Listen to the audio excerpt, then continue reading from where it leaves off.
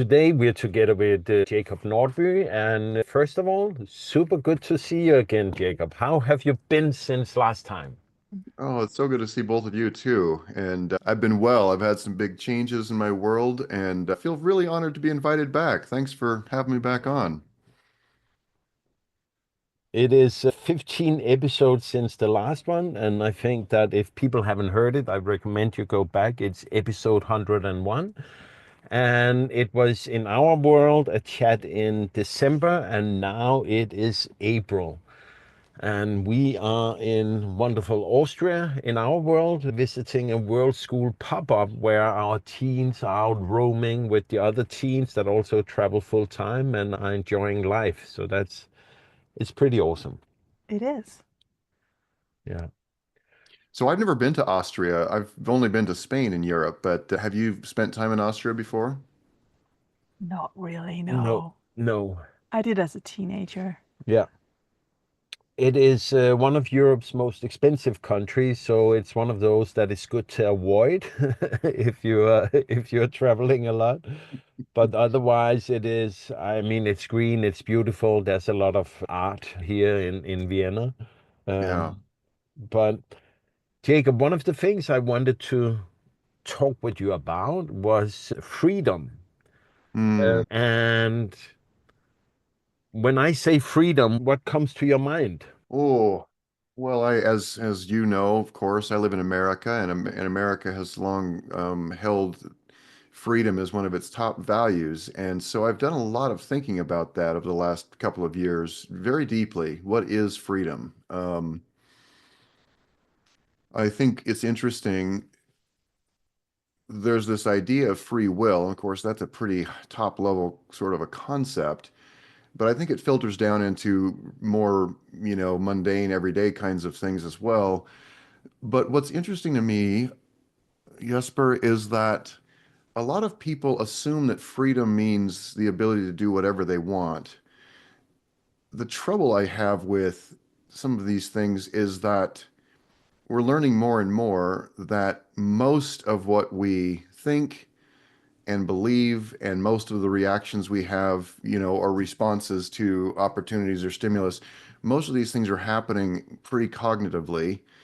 We're most of the time making decisions based on past experiences and emotions, and then we use our logical mind, our prefrontal cortex, to jump in and justify those actions or those decisions. And what's interesting is researchers have found that this emotional decision making and then logical reinforcement of it is even more marked in those who consider themselves to be radical free thinkers, highly individualistic, and highly intellectual. And so it's interesting that a lot of them will say emotion shouldn't come into this, but they're actually being driven by emotions unconsciously, even more so than folks who don't consider themselves to be so intellectual. That's a really long way to walk around the barn, but I think that the question, what is freedom?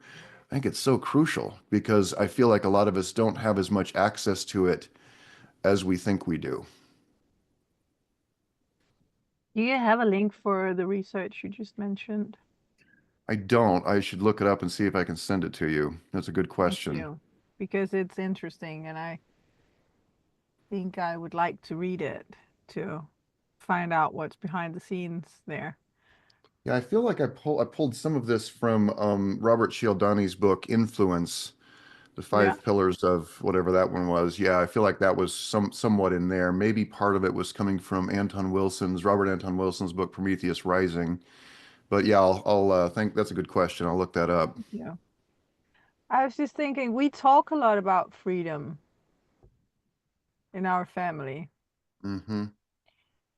And well, the basic definition of freedom is the freedom to do whatever you want to do. Mm-hmm. Um, Maybe restricted by not restricting anyone else's freedom for the game to be fair. Um, Right.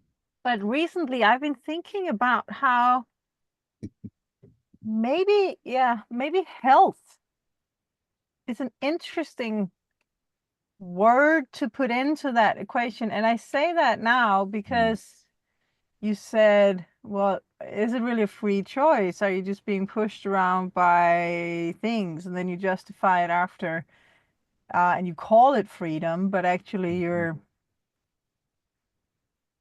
responsive? So a healthy mind would be a more clear mind, right? In my Yeah. opinion. A healthy Yeah. mind can navigate this and know I have an emotional response, and I know I have it and I am affected by this, that, and the other. I know what's in my backpack. I know my personality.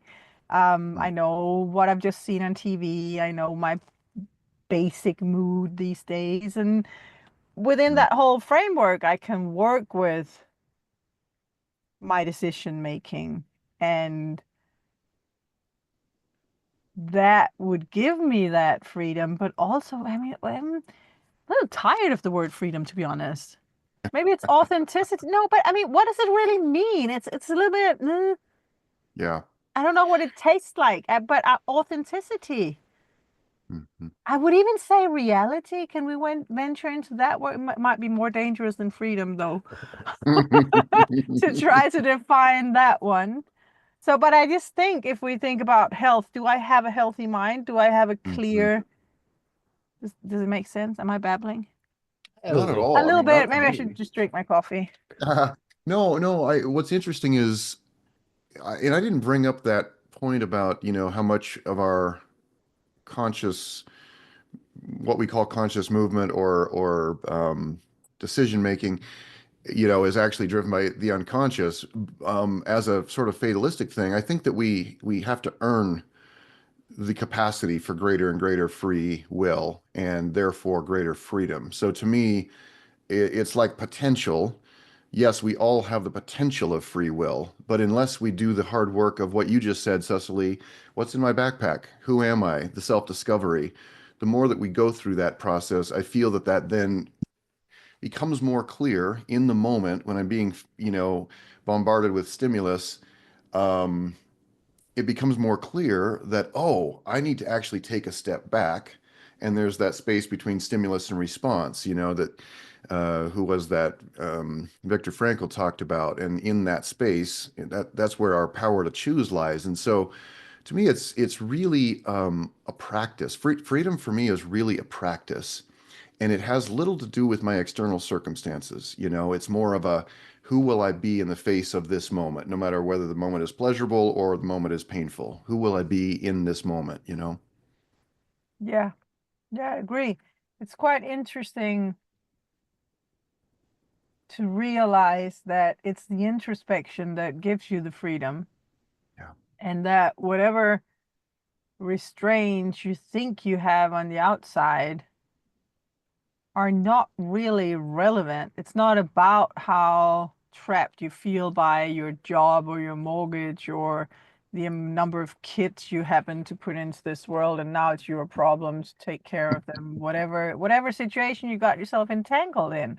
Because Mhm. what really restrains you from freedom and the benefits of freedom, which we should get to later, what really restrains you is your own mindset, your Mhm. own attitude to the situation. How it's not about what's going on, it's about how you take it.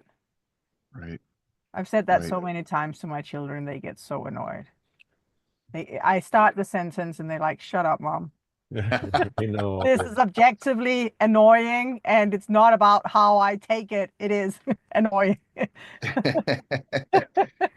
So, and I know you all have read this, but it feels so relevant in Viktor Frankl's Man's Search for Meaning. The last of human freedoms to choose one's attitude in any given set of circumstances, to choose one's own way. And there were always choices to make. And he goes on, um, your inner freedom, which determined whether or not you become the plaything to circumstance, renouncing freedom and dignity. And he goes on from there. I read Man's Search for Meaning when I was going through this time of having been turned upside down in life, and I felt very unfree in so many ways. I mean, all my money was gone. The career I'd been part of was gone. I was feeling really oppressed by life. And I read that book, and I had had to reduce my lifestyle so dramatically, and all these things just felt like I was trapped.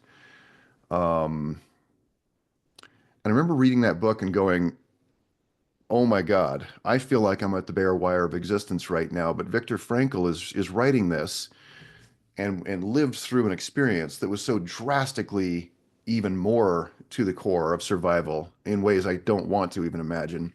And that was a real call to me to say, yeah, we still have the freedom to choose in every moment. That is the freedom. And that book actually was the one that began to draw me back into life, being willing to re-engage, you know?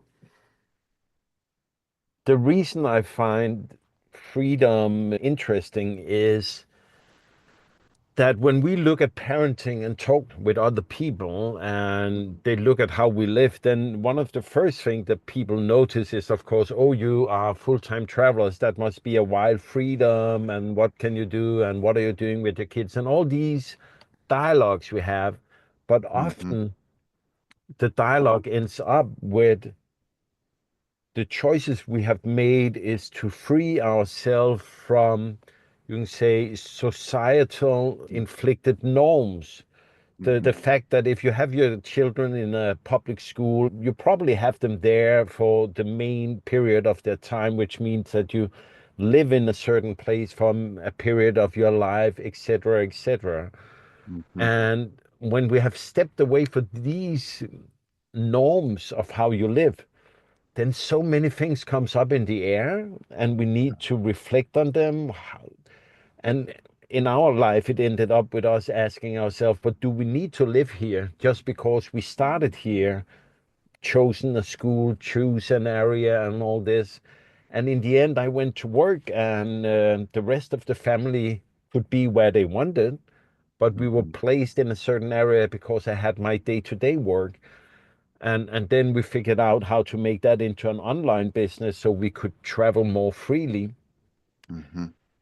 But I live now a life where I ask questions about these norms of society, whereas earlier I thought they were how you should live. Hmm. So it reflects back to what you said about, is it instilled in you that you think you have a free will and you choose these things based on your choice in the moment, but what comes from your upbringing? Right. Where in my life, I the normal life, the life I saw ahead of me was like, find a wonderful wife. I succeeded in that. Get a good job, nice, and get some kids, and then you do the things, you know. But at the same time, there was this dreaming of something more in life. Um, and now we're here and having been traveled for 7 years and are still going on. And maybe it's the turning 15 November, I don't know, but I'm just starting, to ask myself these questions about what's next. Is there more freedom to explore? Is it the inner freedom? Where am I going? Yeah. Um, Yeah. You know, while you were talking and you both have mentioned raising kids, and I just admire so much your willingness to expose your family to um, anomalous experiences of life, like outside of the this is the automatic way that we live and this is what equals success and all of that. And you know what's interesting to me about freedom, I live in this country, this America, that has prized itself for being the leader of the free world. And what is interesting to me is the idea of freedom has largely supplanted the actual experience of it here. And I think that's a pretty difficult reality for a lot of people to come to. And I'm not speaking about this in some gloomy sense. It's just really interesting to be living through a time when a concept has to give way to what is really going on. And one thing that I find really interesting is that a lot of people feel that freedom is, I feel like in the US, it's a sense of we're still a very young country in the family of nations. We might be a teenager at this point or something. And I think there's a lot of teenage hubris, a teenage recklessness, and teenage selfishness that permeates the air here and gets equated with this is freedom. Don't tread on me. And to me, some of the greatest freedom we can ever have is the fruit of self-discipline and restraint. And if we don't learn that, and that to me is what's mature freedom. A child or a teenager might go, freedom to me is never having someone tell me what to do. A mature adult asks the question, how can I live as I really long to within the framework? And how can I be a mature and responsible partner to the world around me? How can I contribute rather than how can I take? And I think a lot of people in this country, at least, have begun to really imbibe the idea that freedom is taking whatever you want and not regarding other people. And to me, that is not freedom. I like that. It's a very narrow-minded freedom, and also we talk and think and agitate a lot for freedom, or at least we Hmm. used to. One of the best questions we ever got was, okay, but then what's up with that freedom? What do you Mm, want to use it for? interesting. And we realized that the reason we talk so much about it is that we are pretty clear on what Mm, we want to use our freedom on, and that our core values don't align with the mainstream life that we were supposed to live. hmm. So we decided to find ways to arrange ourselves so that we could do the things and be the ones that we wanted to do and be. Yeah. And I think there's a lot of unfreedom going on in not doing that reflection, not Mhm. stopping to think about what's truly important to you and what is true to you. How do you even understand the balances of this life and the reality of what's around you? I think there is simply not enough reflection going on. It's a lot of automated just doing the thing. We're bombarded with input telling us what the good life is, and we don't Yeah. really stop to think about what the good life is. And it's pretty obvious Mm, in our circle of cultures that your culture and our culture share, that and that we are more or less trying to export to everyone else, that we're not thriving. mhm.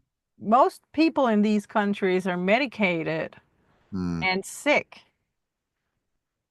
So, did we stop to think about what real thriving is and where it comes from?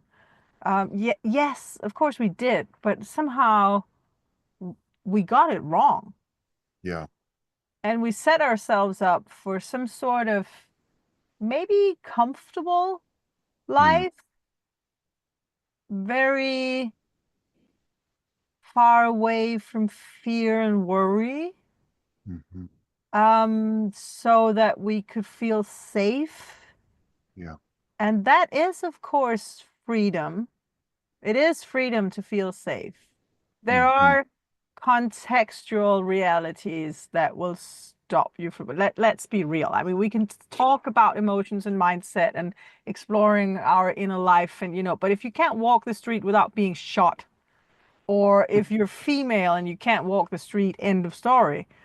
Right. Or if you can't decide who you're marrying, or yeah, of course there are oppressive cultures and oppressive situations where people are actually trapped. And Mm, my heart goes out to that. Oh It's yeah. just most of the people who would listen to this podcast are not in situations like that. And for right. them, it would be more about the inner world. But the freedom has no value if you don't know what you're using it for, if you don't Well, know well why said. you need it. And I think Yeah. Mm, that is maybe the best place to start to think about, hey, how do I get to thrive? What is mm. important? What do I want to do with this life? Wow. Do you mind if we rewind a minute? Because I felt like you said something crucial when you talked about the I don't. countries, the nations we've, we've created a lot more physical safety for ourselves in a lot of cases and physical abundance. And so when I think about that, I've been chewing on this thought for so many years now, but Maslow's hierarchy, the triangle, and Uh-huh. at the very base level, the shelter and food and procreation and the things that are really the kind of the baseline of life. And then as we build further away from that survival line, we begin to lose connection to that very simple purpose of life, which is to be and stay alive. So that's interesting to me because most of us in the developed countries have never really experienced survival level living. Not really. What I might call that right now is still unthinkably wealthy compared to so many other people in this world. And what's interesting about this is and I know you all have no doubt looked into this a lot, but when you go look at the indigenous cultures where they're still living very close to nature, very close to the earth, purpose, having a sense of purpose is so easily fulfilled. I'm going to get up. I'm going to make sure we have wood for the fire, make sure we have food. And once we've accomplished those very basic things, now we celebrate, we hang out, we're in community. And to me, that's a very healthy thing. And I'm not suggesting that we should try to roll back all of the physical safeties that we've developed over the years. Some of these things are the fruits of the Industrial Revolution. Um, and I've thought about this a lot. It's like, I don't think the answer is to take those safeties away, but the fact is, many of us struggle with a loss of a sense of purpose in the modern world, um, because a lot of people don't know where they fit into the great machine called modern reality.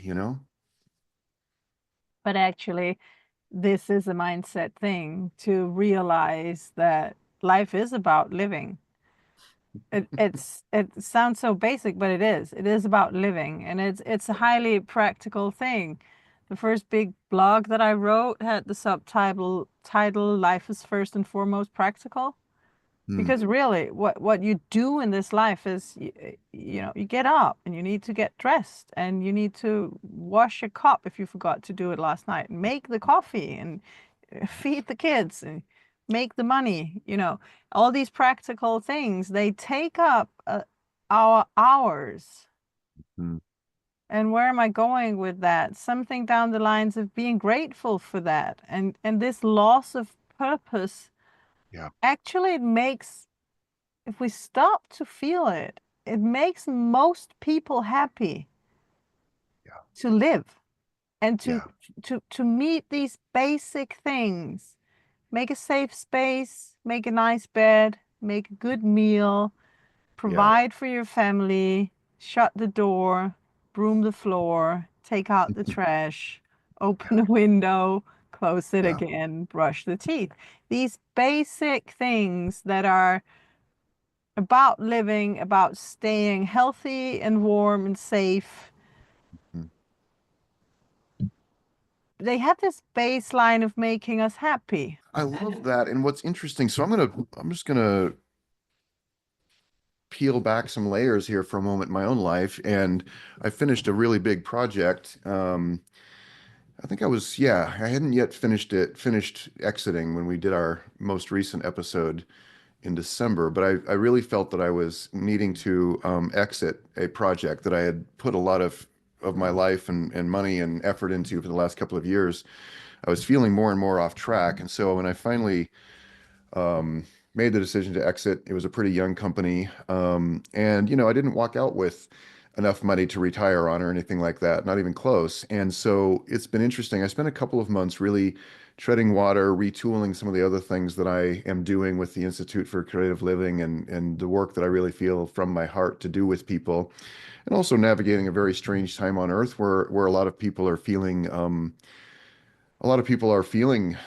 oh my God, they're in the fight or flight survival mode. And I was talking with the CEO of Daily Ohm the other day. They have a lot of online courses and mind, body, spirit things. And I said, I feel as if I'm standing by the freeway and all the cars are driving 90 miles an hour past me and they're all on fire.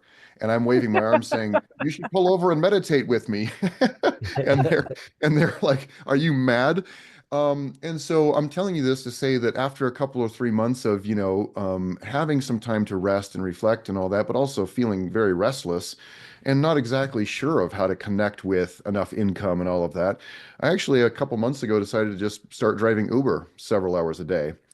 And what's fascinating about that, even though, I had enough money to survive, but it was also like, I don't know where the next paycheck's coming from and all that. So it was less about, driving enough to make a full-time living. I noticed that something about the act of getting out there and serving people and connecting with them, it it took care of a part of my brain that was feeling more and more anxious about what's next, how do I figure this out?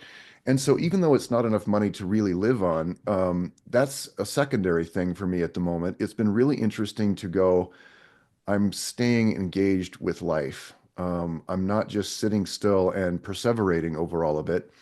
And so it's been an odd experience of maybe a bit surprising how much peace it's brought me to have several hours a day to do a thing. I was doing it right before I came and got on this episode with you, and many people might look at that and say, oh my God, that's so embarrassing. I've had some friends ask me if I feel embarrassed or hope that I don't pick somebody up that I know. And I'm like, honestly, I don't care. I No. don't care. And they said, "Oh my God, that's so brave." I'm like, it's really not, it's honestly not brave. It's just continuing to do the next thing that's right in front of me. Yeah. And creating meaningfulness in life. I am Yeah. also going to say someone needs to drive those Ubers. There's Right? something wrong with the idea of being embarrassed about that because the whole machine needs to. I just put a teenage girl in Uber yesterday. I'm Yeah. grateful for Uber. And I think Uber is amazing. And I am grateful for those who will drive the Ubers. I think they're underpaid, but whatever. I can't control the mechanisms of the economy.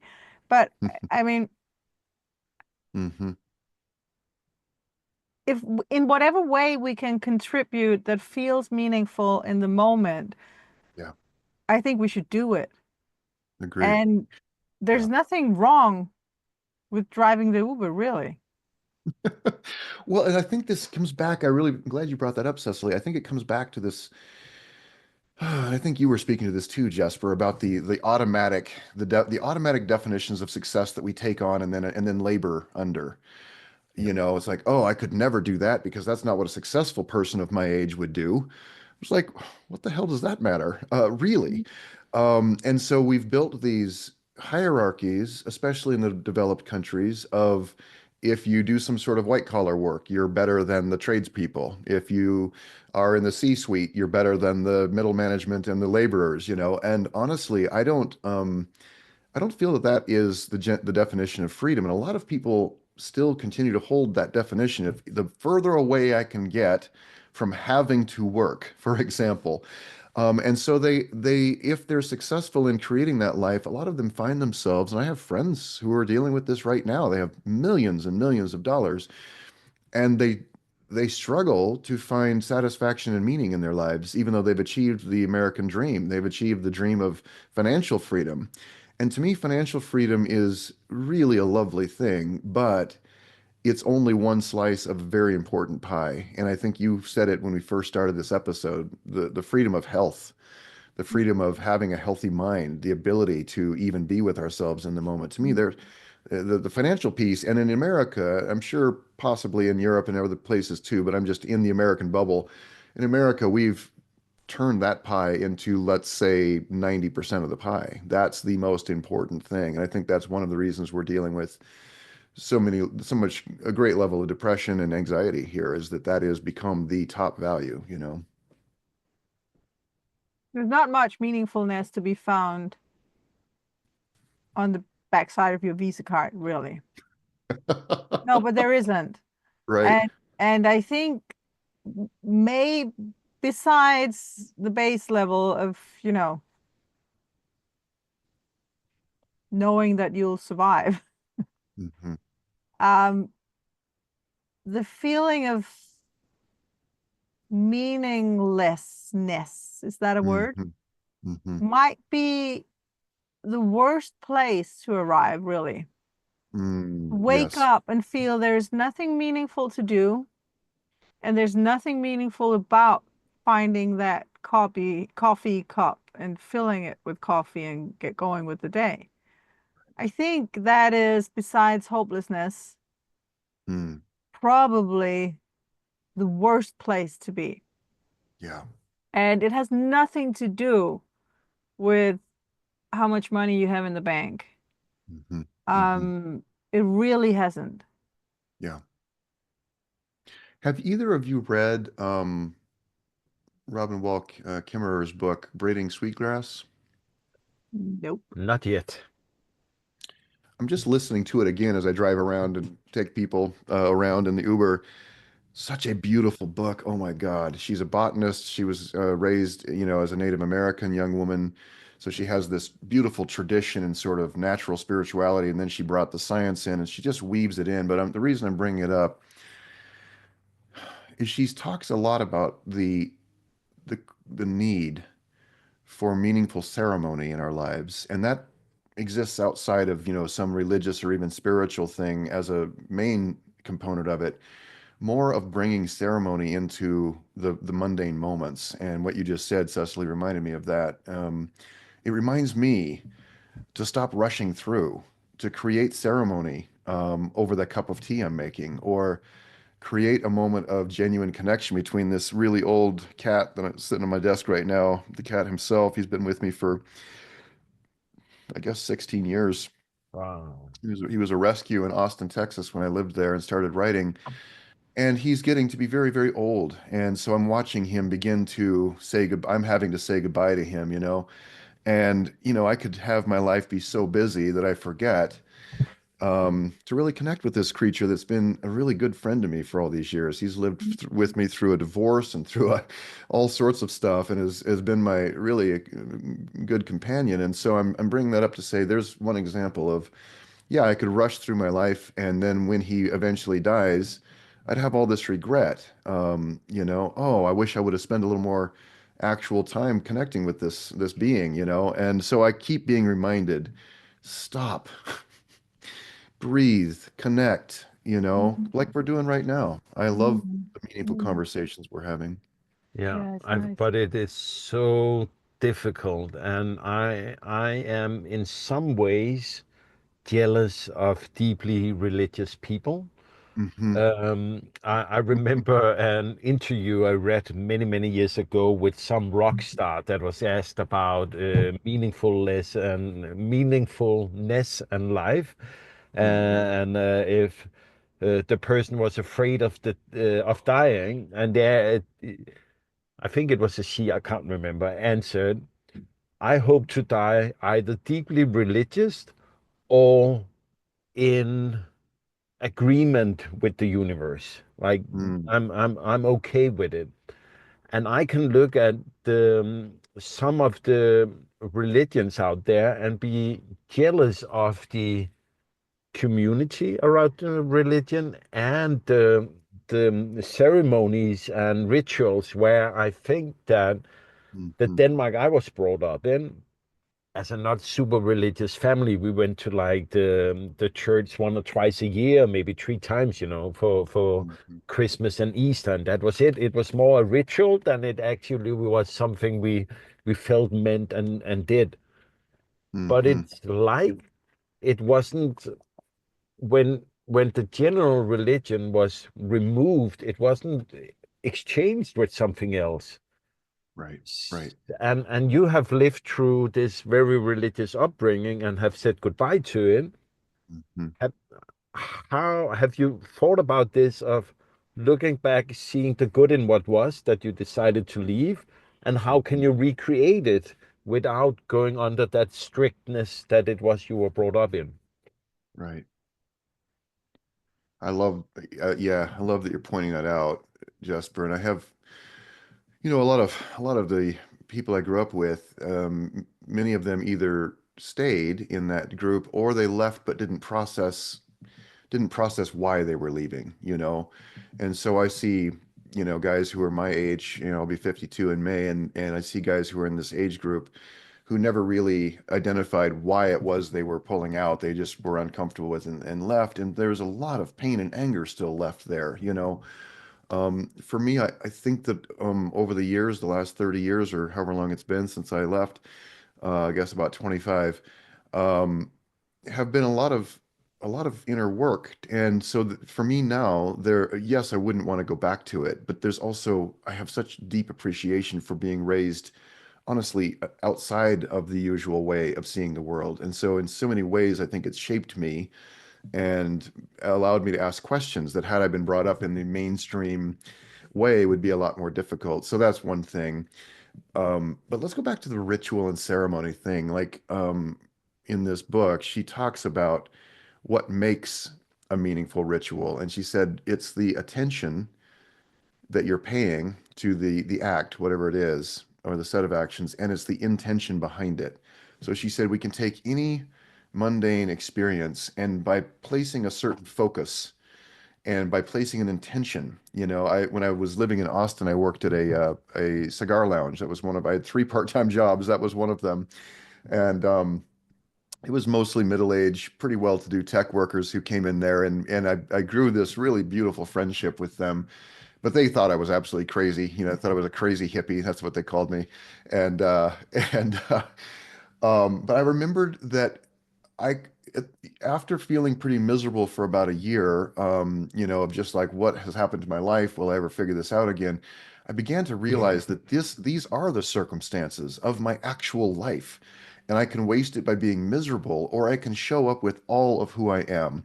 And so I would brew pots of iced tea for these guys, and I would just pretend that I could pour love, the energy of love into that pot. And the same thing, and so it began to make this what was a pretty uncomfortable experience for me in a lot of ways. It began to bring meaning to it. And it wasn't meaning dictated by a religious book or by a religious group or anything like that. It was meaning that I chose to create in that experience. And to me, that's one of our greater invitations and challenges in this modern world is to unplug from all the ways we are told meaning and purpose, sense of purpose and fulfillment happens, and begin to take our place as the creators of this experience, this exchange, whatever it is. To me, also, ritual ties back to values. Hmm. So if I know what's truly important, I can pay attention to it. Hmm. And if I know what moments will carry my day and what moments will be most impactful to my core values, Hmm. I can pay more attention to those. And you know me and my morning coffee. It has to be combined with sunshine. If not, it's ah, putting just a few minutes of real presence into those things that I know are really important Yeah. makes it a different situation. I'm not just Yeah. I can write a to-do list while doing it, but it becomes a little more of a thing. Mm-hmm. Mm-hmm. And I also think another important point is we can probably agree there's a lot wrong with this world. I think no one would say, oh, it's all good and fine and perfect. So even if we don't agree on what's wrong, we all agree that we need to make some improvements. Yeah. Um, and I'm at a point now where I'm speculating, just circling around the idea that I think a lot of the things we have to do to make these improvements. I'm thinking about your a metaphor of the cars on fire and you waving at the side of the road. Come on, come, let's meditate over here. Um, no, but really, I think a lot of the things we need to do are very counterintuitive. Mm. Mm-hmm. And I think that on a global level, for us as humanity, and on a personal level. So, in order to thrive and get things done and create a harmonious, balanced life, we need to do some things that kind of don't really make sense at all. Mm-hmm. Mm-hmm. Um, in Mm-hmm. order to get a lot done, we need to stop. But it's real. Yeah. In order to Great. to be focused, we need to let go of focus and be creative and soft, let our minds be soft and wild and weird. We need to do things with no purpose in order to find purpose. Yeah. It's very counterintuitive, and I cannot put very exact words on it because it's what I'm needing at the moment. Yeah. And this has to do, it ties back to the ritual thing, to be ritualistic and without organized religion, because I think that's the line. You know, you can be spiritual, but you don't need the organized religion. That's where my cutoff is. Don't tell me what to do or how to do it. Yeah. Yeah. Yeah. Well, and I'd love to go back to what you just said about get things done. And one of the I feel pretty strongly that one of the things we're being faced with as an entire species on the planet at the moment is, and especially a species that has been dominated largely by capitalism for the last, few hundred years. Um, Capitalism is based on the underlying conviction of scarcity. There's not enough, so we must gather it and hoard it and build systems to get more of it and all of that. And I think that many of us in these cultures don't ever stop to ask why. Why does the growth always need to be up and to the right? Why does there all need to be constant growth? And if the answer comes back, well, it's so that we have more money, then to me, that's an illegitimate answer. That's not a good enough reason to keep building and building and putting ourselves through genuinely inhuman experiences of life in which we're trapped in debts and we're trapped in um, experience, jobs. I mean, we aren't ever trapped, really. I mean, you all have broken free, you know what it means, but it requires a huge commitment and a huge breaking out of the inertia of that kind of living. And so I don't feel like I have the answers. I'm just glad you're bringing it up because I feel like this becomes another key question of freedom is ask the question, why? Why does that matter? Does it matter to me?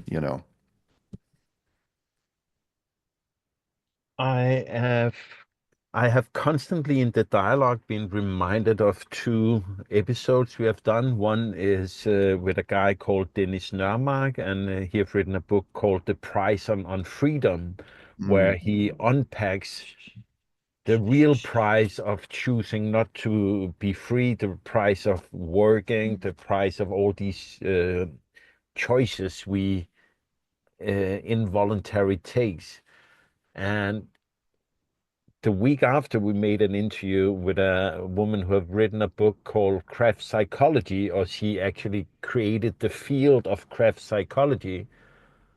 And I found it so interesting because I have for many years never understood my wife who knits socks, sweaters, everything. You can stop after the word wife Yeah, there. I don't understand my wife. You still don't, but you're very nice Yes, and I love you. And but now you, I've tried something and I've even learned some stuff. No, last you summer, need a explanation, maybe of things. yeah, Oh, someone made science. yeah, no, no, no. No, I started whittling and have last summer, and I think I've mm, made 40 spoons since. And at some You point, know, we could have just bought them in IKEA. yeah, we could have bought them in IKEA. It would have taken yeah. so much less time, Been cheaper as well. and I've at some point I looked at all these spoons and I was like, what should I do with all these spoons? And Yeah, we have a friend who have a farm, and at some point I was like, oh, maybe she could sell them for me. And then I looked at them and I was like, but the amount of hours I put into them, I would rather give them away than yeah, charge people what I think they should cost. sure. Because they should cost a couple of $100 or something with all those hours I put in. But I really love making the spoons. I love sitting with the wood. I love looking at how the wood is, how it reacts, what spoon it wants to be, and all these things. I need to help with Yeah. hold on. And what she said about this is that we often don't understand the whole what we get out of doing crafts work. Mm, The almost meditative rhythm of doing something with our hands, and the reason she's talking about crafts and not hobbies is that it reflects back to that Mm, people need to be dry, fit, mm, and warm. yeah. She said that is what we basically did earlier in life or earlier in time. We needed to be fit, dry, and warm. And Mm-hmm. if you looked at a lot of the crafts out there, then that's what they are about. It is Mm, tools for feeding, it is clothes that people are creating, etc. mm, But she also opened my eyes for, you can say, more. I was looking at, but have I had hobbies during my life? And one of the things she's opened my mind to was that shoveling snows can be, it's a kind of a craft. It has some of the same elements of the repetitiveness, and you're mm-hmm. actually doing something. And as Cecilia would say to many people, I was so happy when I came in from having Snow cut. is the Yeah. best. Yeah, snow was better than cutting grass. Yeah. I mean, I was so happy, felt so fulfilled, and it reties to the talk about purpose. That Yeah. that my work often is building websites and helping people with marketing, etc. But it's not physical. I really like Mhm. to see the when I've created a spoon, sit and look at it, or when I had a house and I shoveled the snow. Man, I was so proud looking at You the. can wash the car if you want to. Oh, yeah, I'm not. That's not. I'm not there. Be Let's not kind get Yeah, carried away here. yeah. full of all that pollen, you And know. what are you doing for hobbies, Jacob? Wow, what a great question. I've watched my daughter Meg, who came lived back with me, and Meg crochets a lot and has gone through a similar trajectory as you, Jesper, with the question of, okay, should I try to sell these on Etsy or something? And eventually Meg just decided, no, I love making. I love making.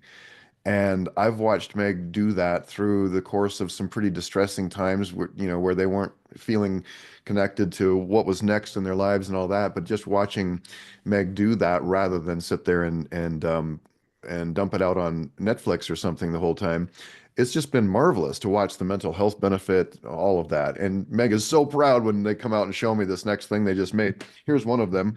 They made a little yellow Oh, octopus. Oh, it's Yeah, cute. so yeah. yeah, Oscar sits on my desk. And you asked about me, though. It's a great question. I would say that one of my most important, and this isn't crafting, but it does have the element of bilateral movement. I love to hike and I love to walk around the river here in Boise. We are blessed with nature around here. It's just amazing. So I think walking and hiking for me take up a really important place. And during the winter times, I struggle with that because becomes less and less practical to do that. Um, Writing things, yes. That's a question. It's an uncomfortable question for me, Jesper, because I feel like I need to spend more time in that area of my life, is the truth. Yeah, but it took me many, many years to reach a point where and that's the fun thing is I felt I could be unproductive, but then that it was creating I primarily make spoons you can use in the kitchen, Hmm. cooking spoons and wooden spoons, and that makes it meaningful because I feel I'm still producing something. But then in the back of my mind, there is this, why do I have this need of it needs to be something that can be used? Hmm. Um, You see, I think there is a very important line of thought that we all have to do to separate the idea of what is productive and meaningful work and what is not. And I Hmm. think we all grew up in a culture where whatever someone will pay you for has Hmm. value, Hmm. and whatever is not paid for has no value. Right. And you've talked a lot about money and your spoons at this point. And I think it's about time we stop to give this really deep thought. Mm-hmm. for many reasons, one of them being for the equality of women. That Mm-hmm. it gets lost somewhere Mm-hmm. that women's work, what is traditionally women's work, is either highly underpaid or not paid for. Therefore, it has no value. Therefore, the whole language around it is not respectful, really. But also, it puts us in a space where we think we are wasting our time, quote unquote, if we're doing things that could not be paid for. Right. Which means a lot of things that are highly meaningful and highly satisfying to do are in that realm of wasted time. And we're all conditioned into this from our schooling, basically. And then later on, the working thing, you also talk about your spoons and the hours that go Yeah. into it, which is, this worker mindset. I'm selling my hours, so I have to be here for 8 hours and then you'll pay me for it. Right. Rather than I'm producing something and it has value. Yeah. Yeah. But I'm a very free man in many ways. Correct. And we all are, except the other half of us who are women, but maybe the gender thing is not that important in this case. The case is because we're confusing value with monetary value, Mm-hmm. we allow a lot of meaningfulness to go down the drain, and we completely confuse ourselves as to what Mm-hmm. we need to appreciate and what is worth doing Yeah. with our time, which Yeah. means we lose our sanity, we Yeah. lose our physical health, we lose our relations. Oh, have we had the conversation about how much coffee I drink and how much I talk? Absolutely. So many times, as if that is a waste of time. But basically, I'm maintaining our relations in our social life, and most first and foremost with our children. I do a lot Mm-hmm. of talking. It's the most meaningful thing I can do. Therefore, I do it. Yes. But the reason I often turn to this area is that I'm aware of my own lack in having reached a point where I am more confident with being unproductive, because Mm-hmm. it is nagging in the back of my mind. But you're so productive when you produce a spoon. You produce one every time you sit down And doing I it. love doing Never seen spoons. anyone spitting out spoons so fast. No, but So that I mean, is it's those are absolutely among the brilliant. things. Yeah, but I'm not sitting down drawing Sorry. and stuff like that. And there is this unbalance in my mind where I Yes, correct. know I need to, or I know it would be very valuable for me to not put monetary value as a goal, but and at this Oh, sorry. I know it would be very valuable for me not to have this monetary value as a goal, but at the same time, I've been brought up into a culture where it is what it is, and I am responsible for driving a family, getting money to make everything work and stuff. So a challenge, and I'm constantly baffling back and forth. But the fun thing is, if I've decided this is something I do, this is good enough, then I'm fine with doing it. I do my yoga in the morning, I run every morning, and those things I have attached meaning to. So Mm-hmm. it is about this, what are we attaching meaning to as something that is worth our time? Um, but But I think also there's a case to be made for letting go. There's it's high. If I am to give advice, which is always risky business, but if I should, I think the morning pages technique, sit down, write. You can handwrite, you can do it on your computer. Maybe it's more efficient to do it pen and paper. I don't know. Have a set amount that you like and write whatever, but don't Mm-hmm. stop. Hmm. Write whatever. Hmm. Do it every morning before you start thinking, before you start doing anything else. You can have a to-do list on hand just to unload whatever's popping up. I have to remember Yeah. this, that, and the other. It comes in the morning. It's normal. I cannot describe how much more efficient I am Hmm. in the times of my life where I've been doing that. It's the most productive times of my life. Right. If I do something highly unproductive in the morning.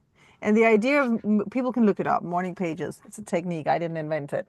But the I idea is just, you could burn it afterwards. It's not a blog post. It's not a diary. It's not a journal. It's not fancy. It's not a poem. It's just whatever is on your mind.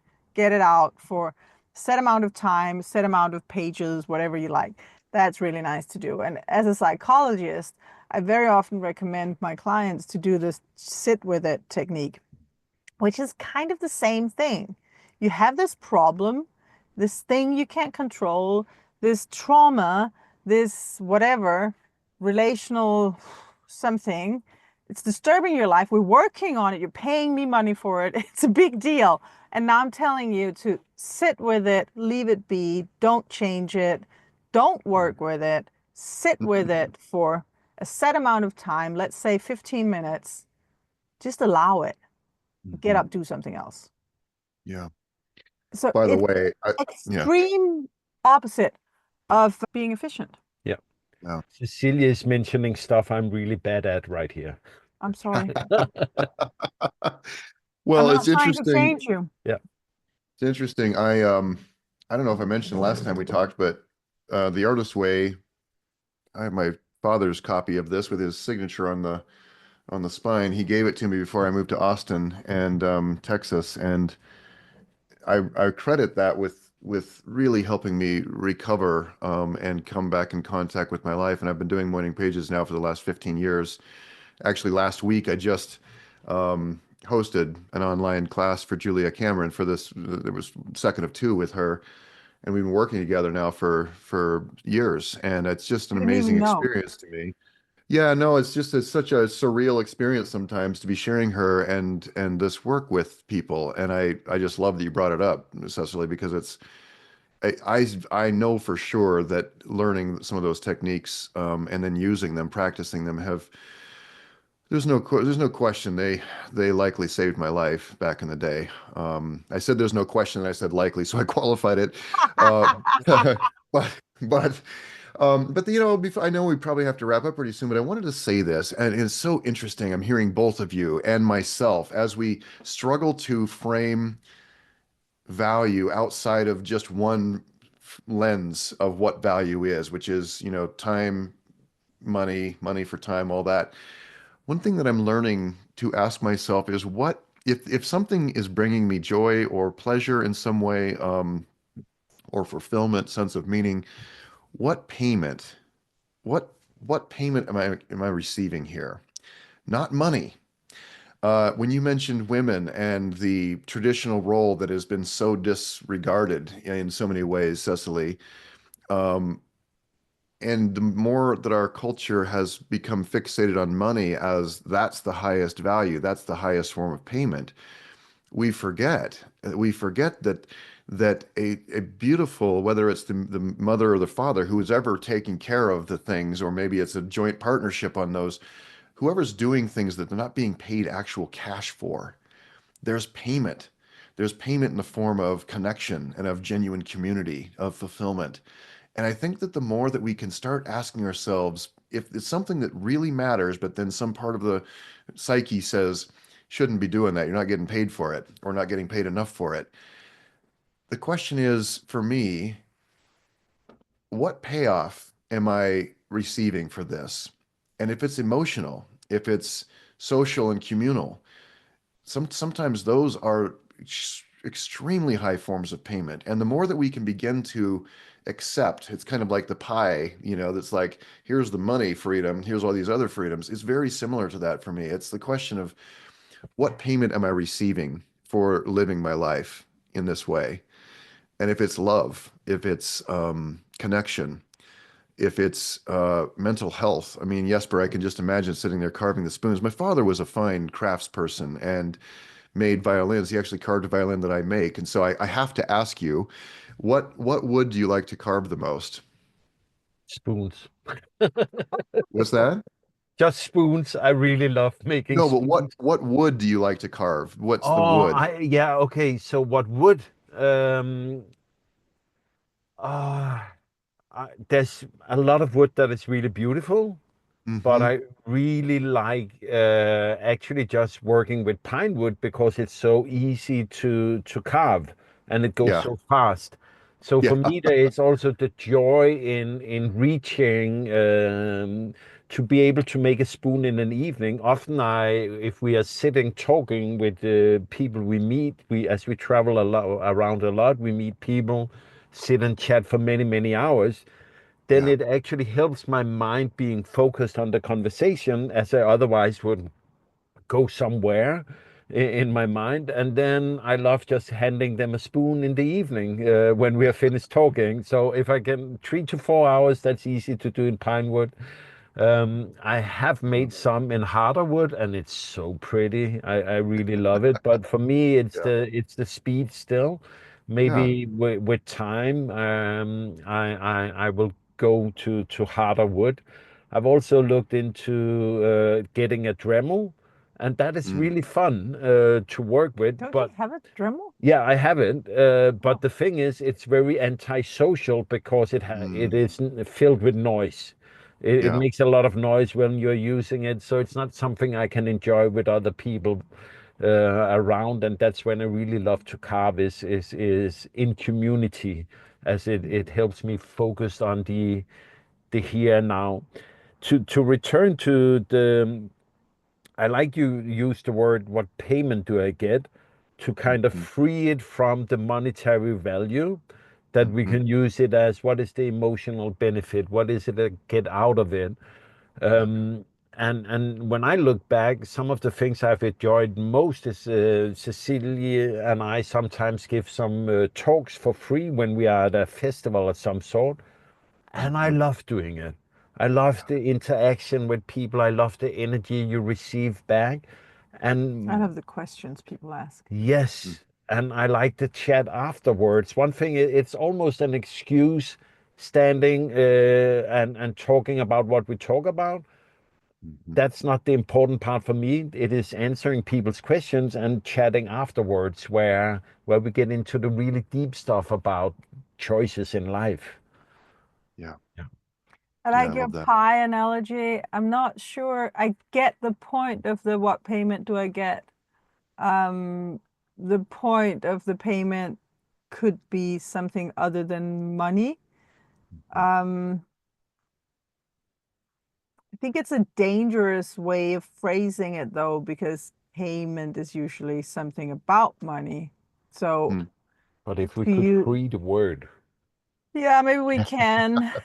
But as you were talking about that, I was thinking, and I put the feminism agenda on the board here.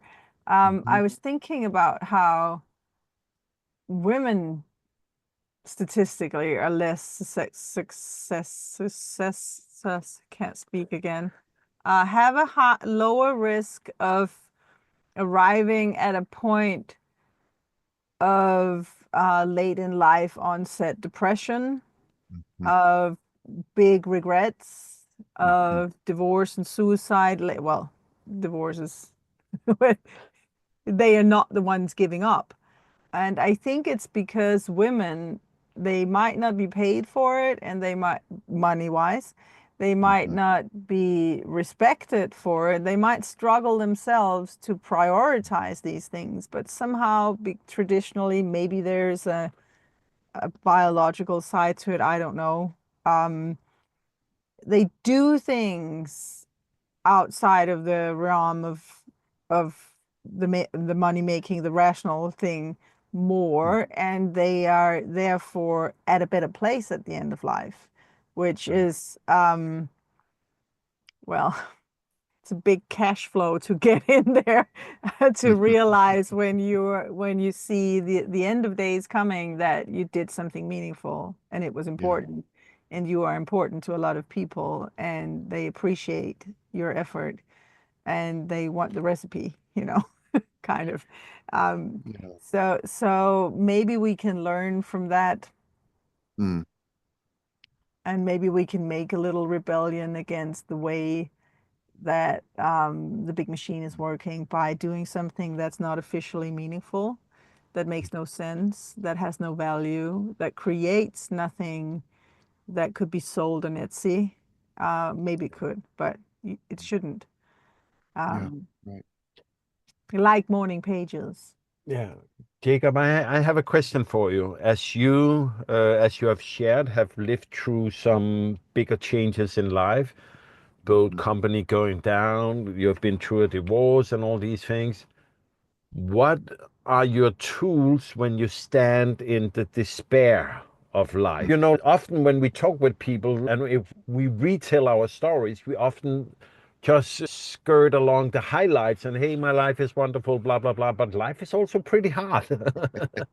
And everyone, if we go into it, have met difficulties. But I think what frames us as people is how we get to the other side. And you seems like you have walked a path in your life where you have reached the other side a couple of times even. Mhm. So yes, your toolbox or your go-tos.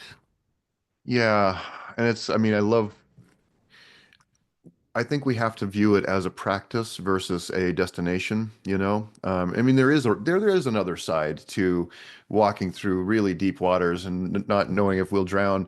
And it's wonderful to get into a less precarious feeling place. But I've learned, Jesper, that, and not perfectly, it's not like I practice perfectly meditation every day or perfectly journaling or whatever. But I will say that I remember having this book sort of fall off into my hand. I've had that experience in bookstores when I felt the most need of guidance. I would walk into a bookstore and something would, really attract me. And there was this book called The Way of the Warrior, I think it was, not a famous book at all. And I read it, and he had this phrase, and he said, one of the most important things we can do is develop a sense of knowing what to do when we don't know what to do. And you asked about the despair piece, and the answer is yes. And I don't find any new iterations of despair to be more comfortable because I've been through it and have some tools. That's kind of surprising at times. Like, wow, I thought I had mastered going through difficult times. No, the new difficult time is still its own fresh hell, you know. Yeah. But there is some history, Jesper, and the history says, take a deep breath. I try to practice breath work and not always the real intense stuff, just box breathing. Sometimes I'll do it when I'm in the car and I feel myself all activated and anxious. I think that's been one of the gifts of walking through despair is I become more aware of what's going on in my body and taking care of that rather than just staying in mental concepts about trying to figure it out mentally. It's like, oh, my body is saying I need to take care of it right now. Let me breathe. Good. Let me go sit out in the sunshine for 5 minutes. You mentioned sunshine with your coffee, Cecily. Yeah, let me just go find some sunshine if I can for 5 minutes and be with myself. Sit with it. Um, Journaling every day really helps me a lot, and it helps me spot patterns, mental patterns, or emotional things that I keep going through, or fractals, these experiences I've gone through over and over in my life. It's like, oh my God, I get a chance to step out of that pattern now if I will. Whereas before it was just on rote, it was just conditioned, you know. And so I don't know that I'm giving you any gold nuggets here of tools, but I will say that the inner work practices. I remember reading that Carl Jung once had a client come and say, Dr. Jung, and this was back in the 1900s, early 1900s, Dr. Jung, can the world escape an apocalypse? And Dr. Jung took a breath and he looked back and he said, yes, if enough people do their inner work. Yeah. Yeah. So these inner work things, and they don't have to be esoteric, they don't have to be complicated, but bring ourselves back into center, breathing. I did a little program for my community recently called Resilience RX, and I brought in an herbalist and I brought in a breathwork movement specialist, and And we walked through it. I said, I don't want you to sit here and talk about it and me listen to it. I want us to do it together. And that's what we did. We did it together. And I'm like, if you can just take one thing, build your own recipe book, do one thing and take it home with you and begin practicing it daily or regularly, not perfectly, but just as often as you find yourself needing it until it becomes more reflexive. When you notice yourself in high anxiety states or feeling despair, feeling frozen, the idea isn't to get to some place in life where we never experience high levels of fight or flight or being frozen, you know. That's part of the cycle. That's part of the cycle of life itself, running through those emotional and nervous system states. The great victory to me is not getting ourselves outside of ever having to deal with something like that. It's more of a matter of learning that I can be resilient and responsive within it. And that to me is the biggest freedom of all. Yeah, I would agree. To know that when you're knocked out of balance, Yeah. you know you'll find it again. I think that this talk, returning to the freedom we started with, is a Yeah. wonderful place to end. So, Jacob, what I really would like is for you to share how people can work with you, because I know that you have given stuff out to the world in your writings and the programs you have. So please tell people how they can get in contact with you and what you can give them. Thank you. Hmm. Wow, I really did not expect this amazing loop that we've taken today and to come back to this point of freedom. It's marvelous. So I have this one program, and I think this is probably the easiest thing is just to allow people to experience it. And then, of course, if they like it, they can reach out through my message box or whatever. But it's called creativeselfjournal.com. And it's a method for journaling for people who don't love to journal. It asks three main questions, and I won't go into it now because we're out of time, but it asks three main questions. And I've offered with this program totally free um, an ebook and audio version. I also have a little guided meditation in there and a 3 minute short video to explain what this is all about. So to me, it's a gift I would love to give people because we've talked about journaling and morning pages today and what a vital resource it can be. So I would just love to give this to your listeners. And I just love what you all are sharing with the world. Thank you for inviting me back. It's such a pleasure.